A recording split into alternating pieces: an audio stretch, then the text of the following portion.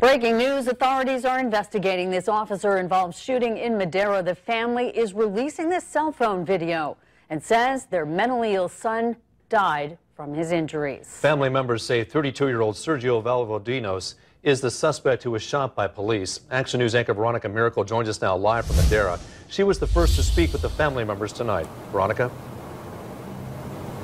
Well, Liz and Warren, we're at Madera Police Headquarters waiting for the chief to give us some information. We haven't gotten anything confirmed by police yet, as they are conducting their investigation as we speak. But I do want to show you video that family members gave us. It shows the intense moments that police fire multiple times at the suspect in a Madera neighborhood. Dora Martinez says she was watching the chaos from across the street as police told her son to come out of the house. Now, she says when he came out of the house, he was holding something like a rod and was carrying that as he was leaving the house. But she believes that police could have done more to keep him alive. She says this because he has schizophrenia. She says he has dementia. She says he's also bipolar. Martinez says her son has had a history of mental illness and is well known by the police department. In fact, he was actually back in the news back in 2015 when he went missing in the Bass Lake area for 12 hours. He has schizophrenia, dementia, 5150, bipolar, and they put him in the facility in Visalia, and first in the hospital and then in the facility, and they know already, Sergio. They familiar with my son. Martinez says they have no firearms in the house and says she was trying to communicate her concerns with investigators during the standoff. I was just told that the police chief has told us there was only one officer who fired shots. Of course, that investigation is still ongoing. Many questions that we need answered, and we'll bring that information to you when we get it. Live in Madera, Veronica Miracle, ABC 30 Action News. Come over here. Come over here.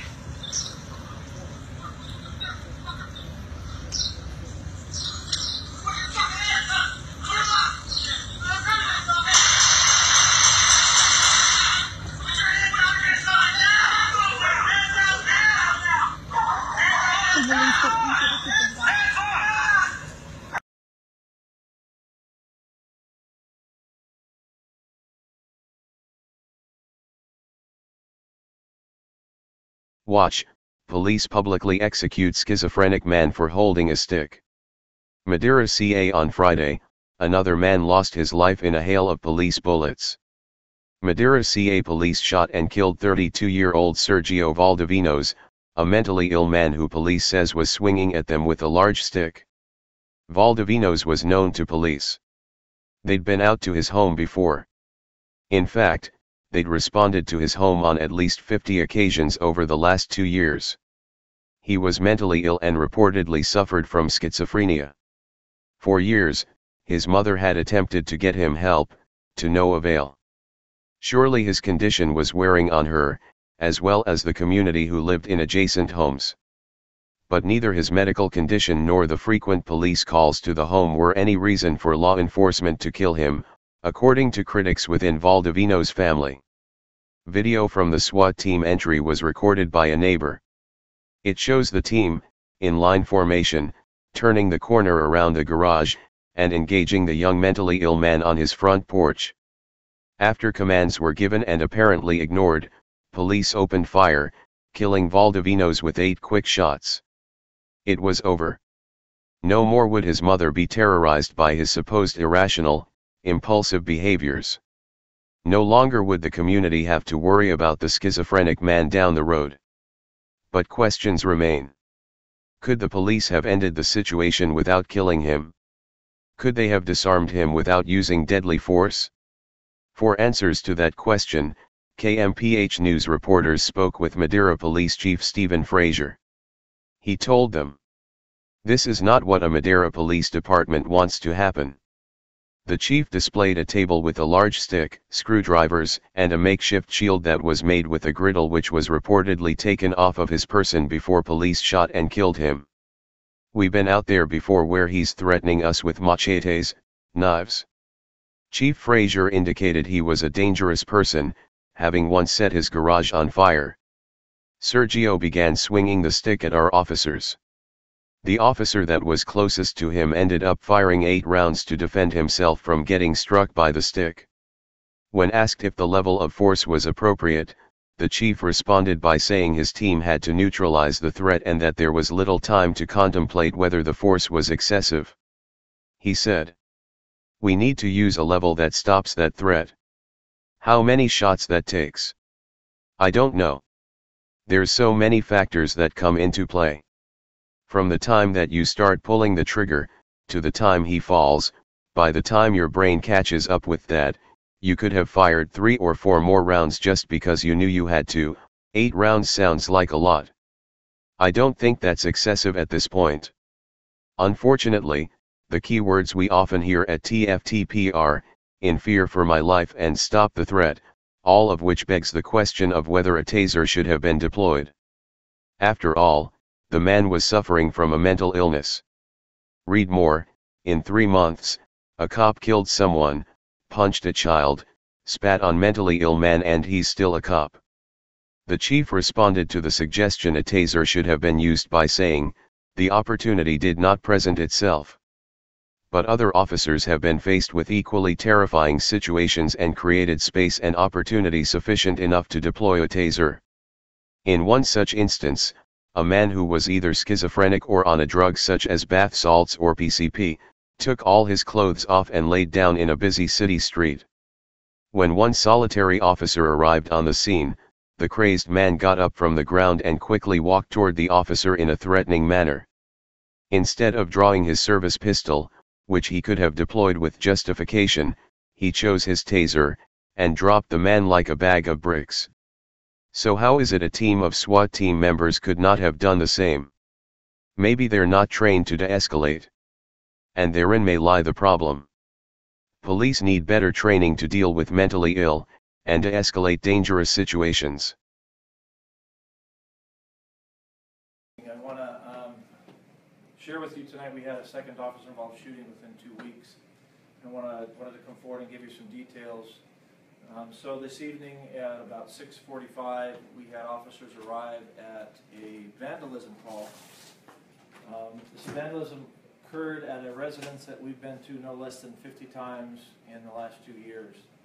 And the call in particular involved an individual we are very familiar with, an individual by the name of Sergio Valdivinos.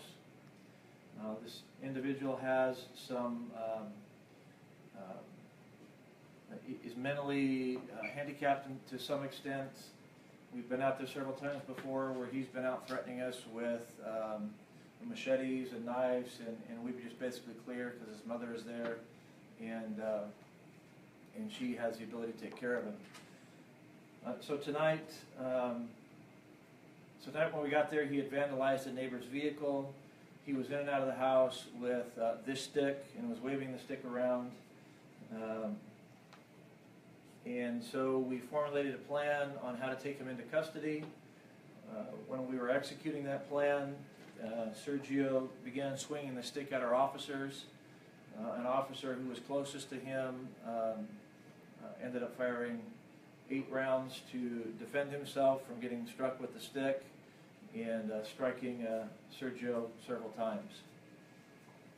I do want to report that Sergio is deceased at this time. And after having said that, I want to make sure that we all understand and send condolences to Dora Martinez, his mother, and the Valdivinos family. This is not, I repeat, this is not what a Madera Police Department wants to have happen. Is have someone lose a life at the hands of an officer. So I want to extend condolences to those families.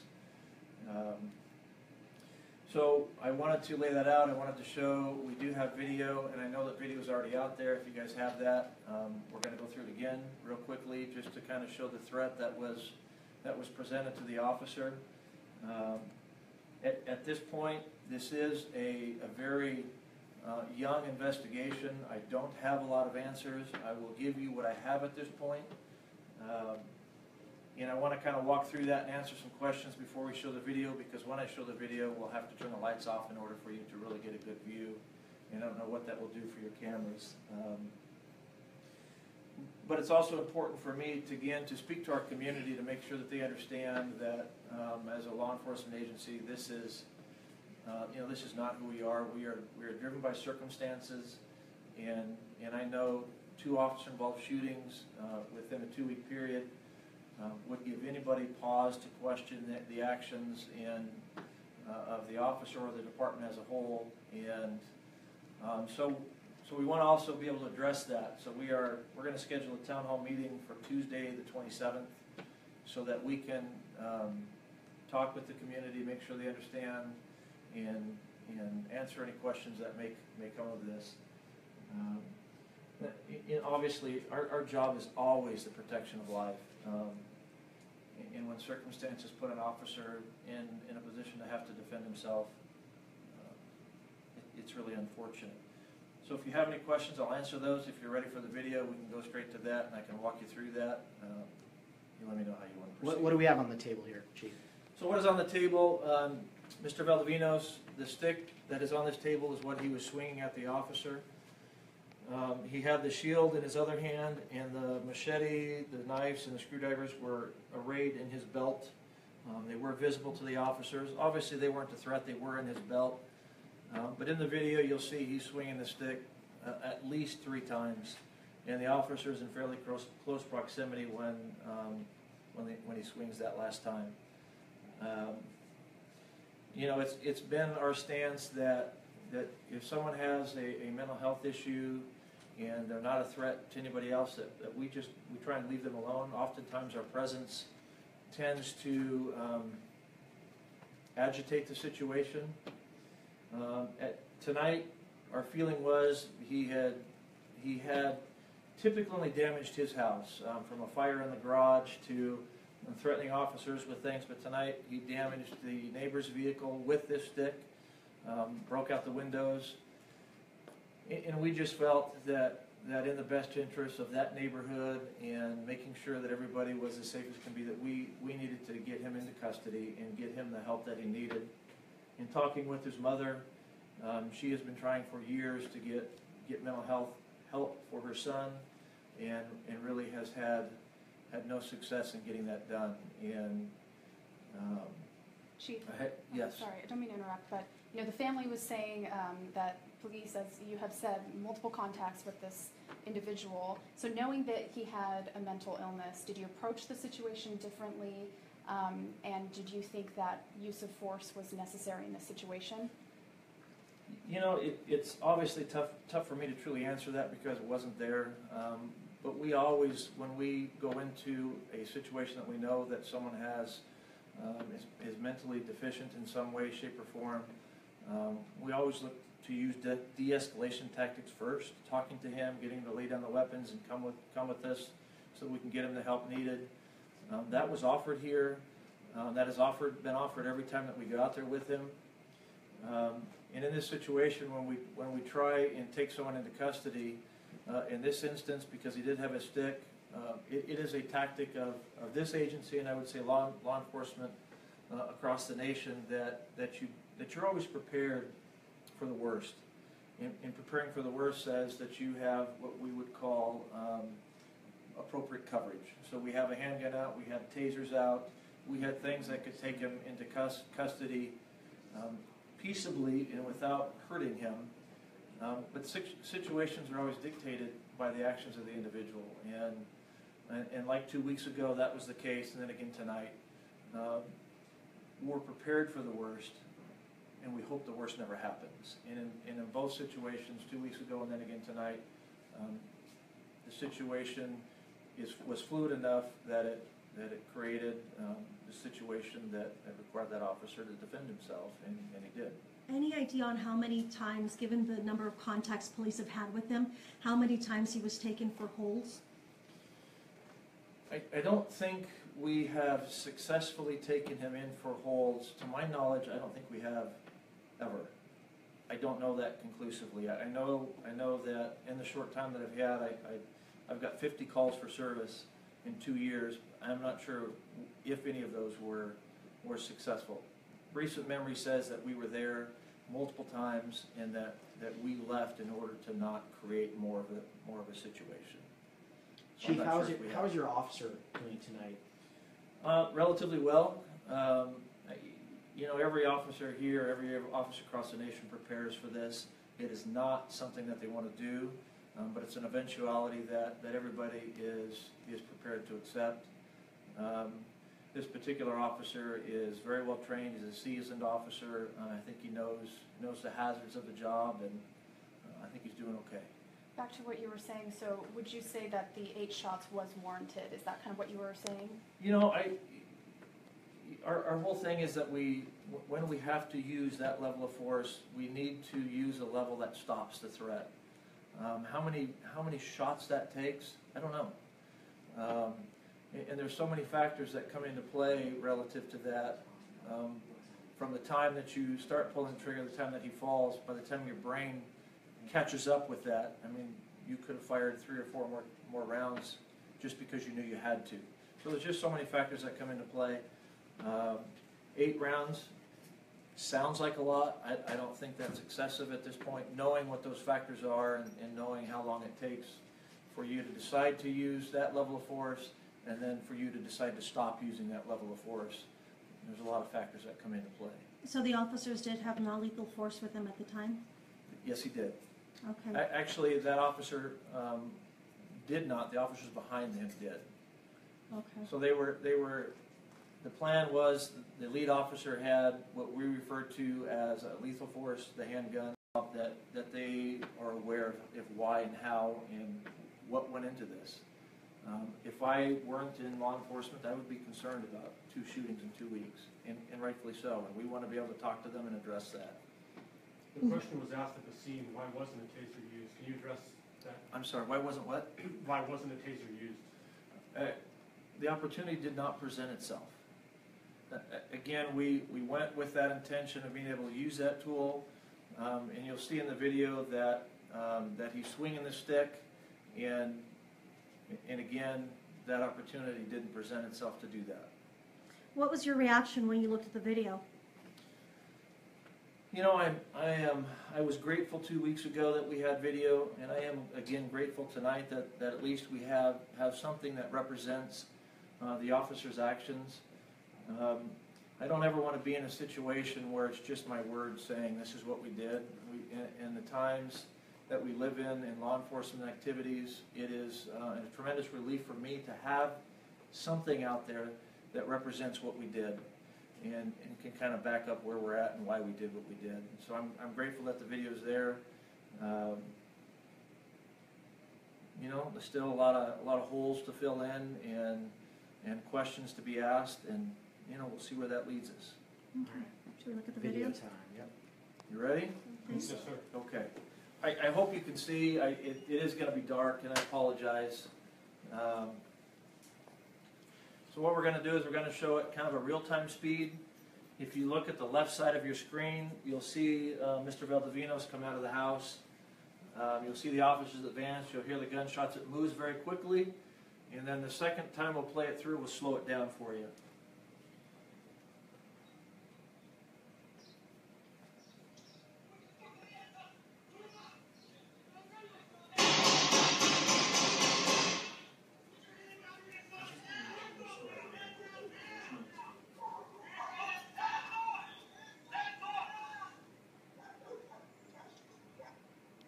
Did any of you see the swinging?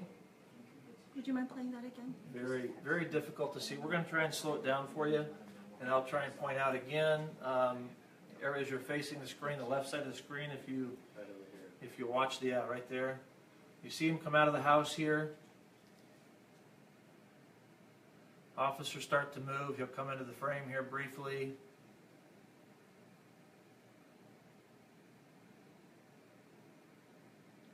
There was a swing, there's a swing, and there's a swing.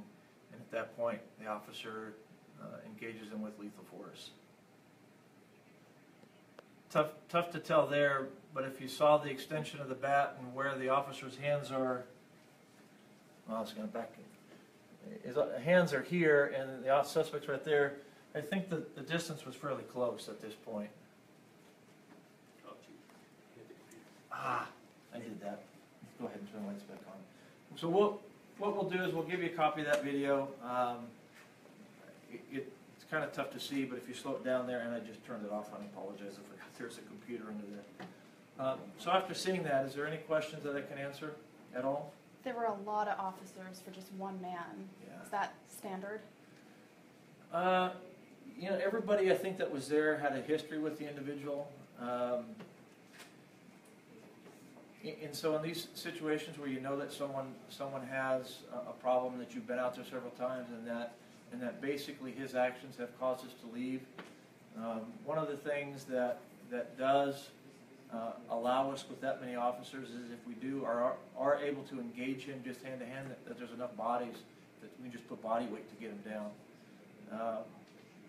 And so that was kind of the approach that they had there. If they could tase him, if they could get some other action on him, then there was enough people there that we could just, if nothing else, just lay on top of him and get handcuffs on him and get him into custody. What happens in cases like these, like you mentioned, more than 50 calls, or about 50 calls at one home, mental health related, all of them? People may be wondering who dropped the, yeah. You know, that's a great question. Who dropped the ball on him? So really, we have had, we have partnered with behavioral health. We have a behavioral health technician that rides with us out on patrol. She's had the opportunity to meet with Sergio and his mom several times. But whether any progress has been made, it doesn't seem to be the case. I know his mother, Dora Martinez, is very frustrated with behavioral health and with the lack of available help. And, you know, I, with her permission, to address that, because she has for 2 years battled with this with her son and hasn't gotten any help. Is it the county? Is it the state? Or who? I mean... You know, I don't know. Our ability as a law enforcement agency is kind of limited. You know, we come in contact with someone, we put what's called a 5150 hold on them.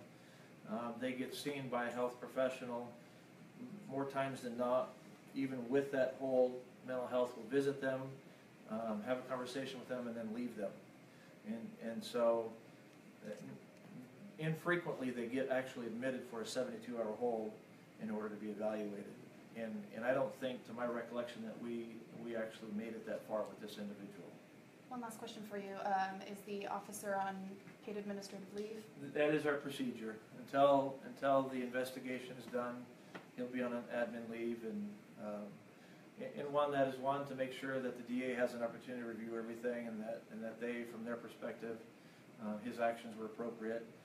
And two, we want to make sure his psychological help is okay, and that I mean, again, using this level of force is difficult when your mission is to protect and serve, and you know, when you have to use that level of force, that's a big deal.